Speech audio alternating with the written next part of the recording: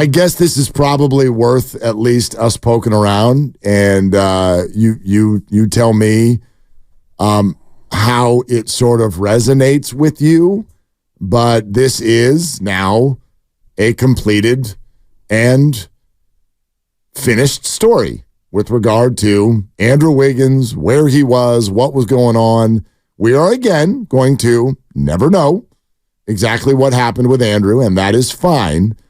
But I wonder because, like, there certainly was the opinion, as recently as yesterday on this show, there was the opinion from our listeners with regard to can't count on him, this is not okay, I don't understand, are you still making your salary? Like, I get it, we've all got problems, you're not allowed to do that. You know what I'm talking about. Of course, yeah. Well, I think that's a very different sort of final story if you miss, how many did he miss last year? About 25 or something roughly, like that? Okay.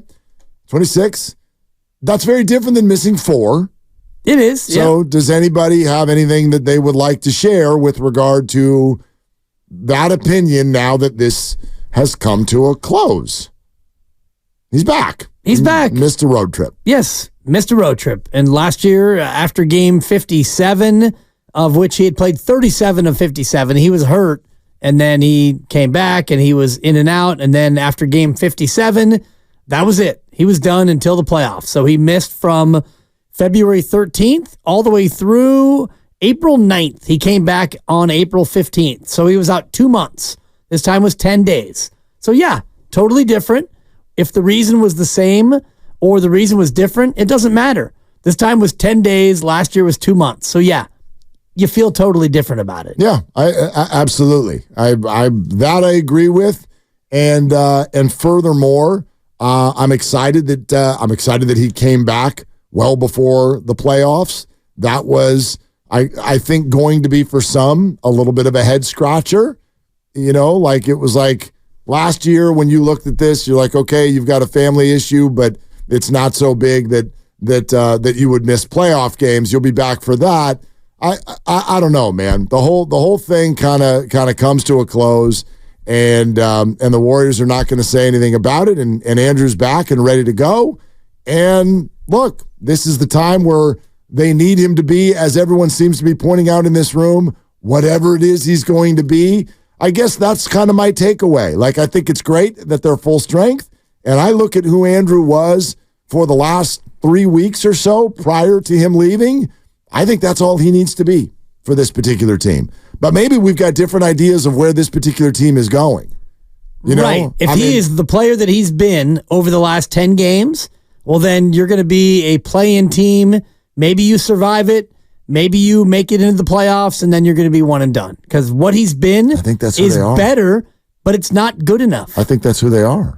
Fine. Then it doesn't matter that he's back. And I'm kind of in Steiny's camp in terms of that. It matters. Like, I mean, it's just like it matters, but it doesn't matter in as far as them like being a better team or them like making noise in the playoffs or them making a championship run. He's back. It's great. He's a rotational player. He's a good player. But more than a rotational player. He's part of the rotation, and that's what I mean. He's not a star. He's probably their fourth best player. Very important piece. He's an important piece in what? In them being the 8 seed? In what they do. But that's what they are. Right. That's not on Andrew. But that's my point, is it doesn't, at the very end of everything, it doesn't really matter. Then nothing does. Right. What does? What matters for the Warriors? To the extent, what matters is going out there and putting on an entertaining product and bringing people to the dial and putting on a show for the fans. And you know what? You get to April and maybe you could do some things. That's not what people think matters. I mean, of course that's what matters. No, that's not what matters. That's not what people say matters. Joe Lacob would never tell you that. Right. We're here to put on a show. Does Joe Lacob think, all right, Andrew's back, we're going on a run? We're gonna win the whole thing now. I don't know what he thinks. If he thinks that there was any scenario where you would sit here right now on March 5th and say we're winning the whole thing now, based on what? What have you seen at any point in the last 2 years that would suggest that? With Andrew, without Andrew, with Andrew playing amazingly, with Andrew playing poorly, Kaminga, whatever. Again, my pledge is to continue to go day by day. Right. As I sit here today, I still have seen nothing that suggests that the Warriors are a championship contender.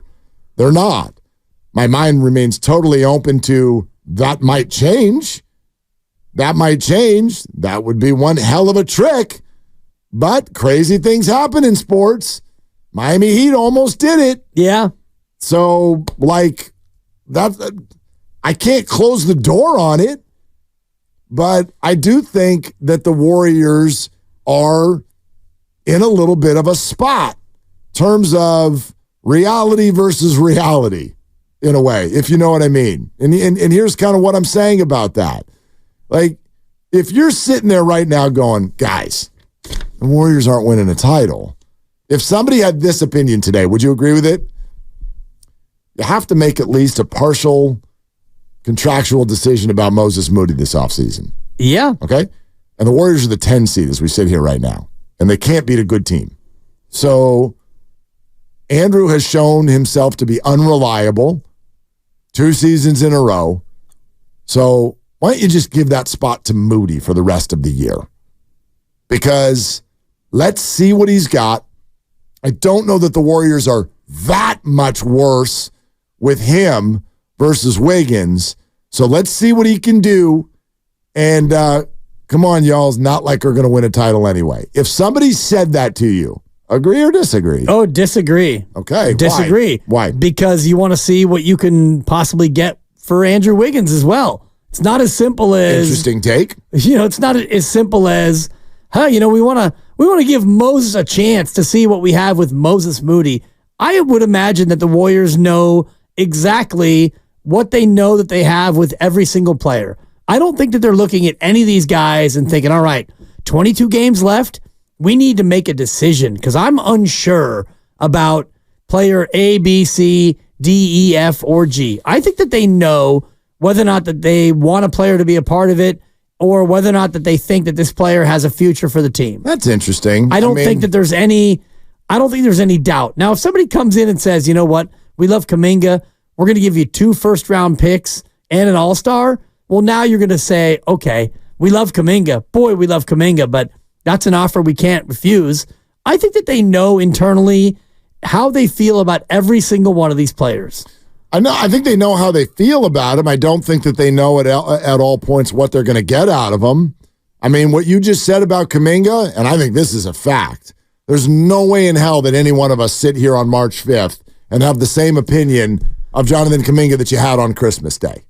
No chance. If you have the same opinion today as you had about Kaminga on Christmas, you've either got a crystal ball or you're lying. Like, that's a different player right now than he was in Christmas. Now, you may have sat there in Christmas and been optimistic. You may have been like, I think Kaminga can XYZ. And maybe you were right. And some of us were wrong. At least I didn't think it would happen this quickly. And Kaminga had to go all the way to his agent and Shams and Twitter in order to get Steve Kerr to believe. I got to trust him a little bit more. And then he did.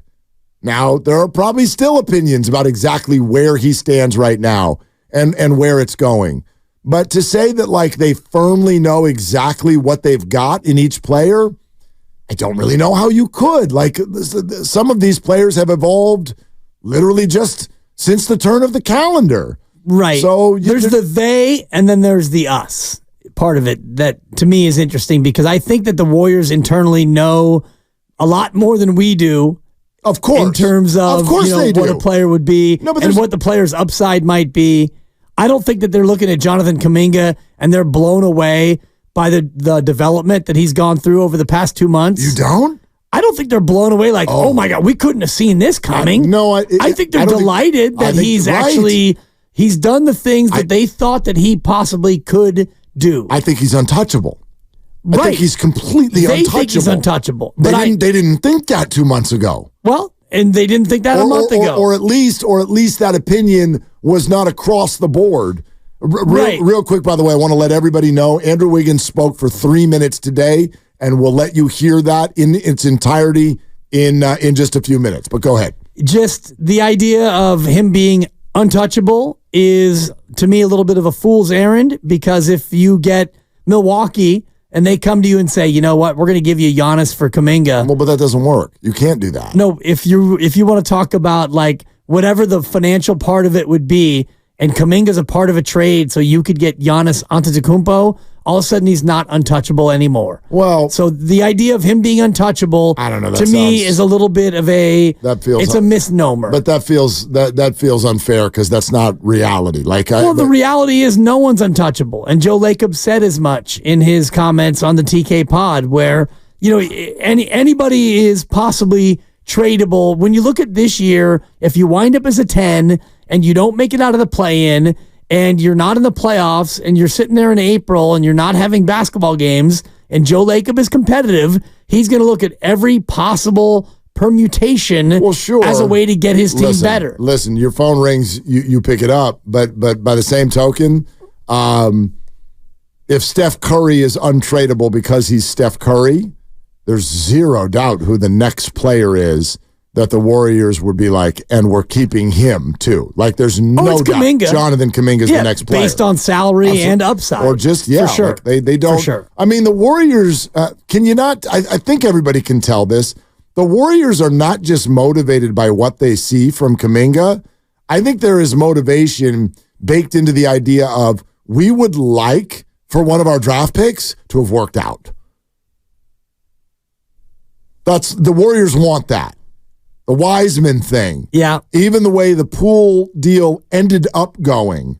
You could go on and on. If you want to throw Moody into this conversation, the Warriors would like, just like all teams, San Francisco Giants have been dealing with this for a while.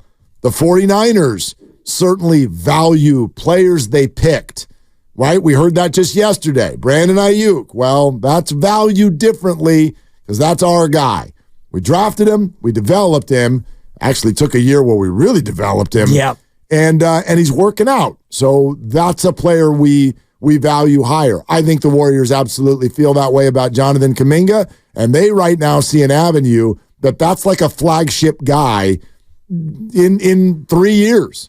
Meaning like, and I don't mean the whole like, is he a one? Can he carry a team to a championship? No, they want someone that they drafted and they're like, look, he's awesome and he's on our team and he stayed. Yeah. We re-signed him. We love him. He's playing great basketball, period. They want one of those guys. It's been a long time since they've had one of those guys. Yeah. Jonathan is that guy. I think they see that.